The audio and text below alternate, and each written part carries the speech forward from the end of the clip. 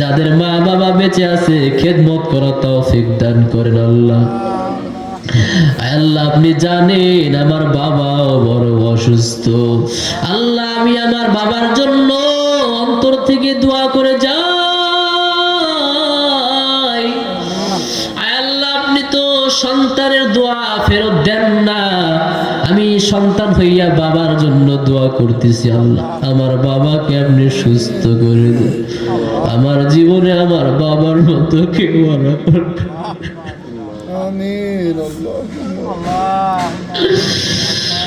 আমার জীবনে আমার কাছে আমার বাবার থেকে আর দাবি কেউ হইতে পারে না রে আল্লাহ।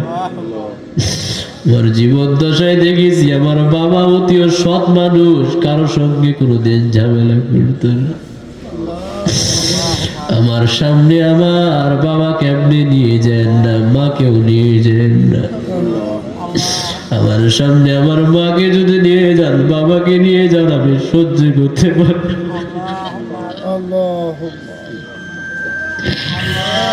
আল্লাহ আমার মা বাবাকে আপনি সুস্থ করে দেন আল্লাহ। এখানে যারা যারা বয়ান শুনেছেন সবাইকে আপনি কবুল করে নেন।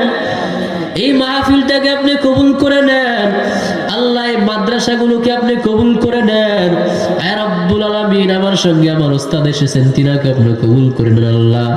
আল্লাহ জিনাদের মাধ্যমে আল্লাহ আজকে এসেছি আল্লাহ, তিনাদেরকে কবুল করে নেন আল্লাহ।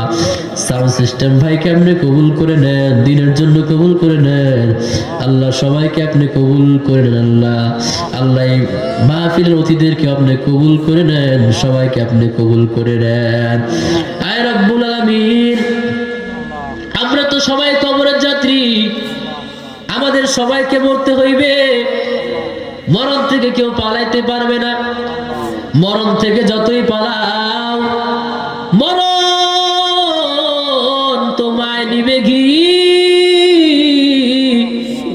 যদিও সুদূর আকাশ পানে লুকাও সেটাই লাগিয়ে সিঁড়ি।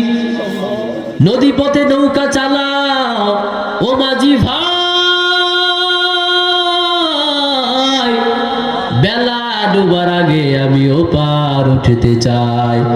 ডুবে গেলে বেলারে আর উঠে না, ভেঙে গেলে মেলারে আর বসে না।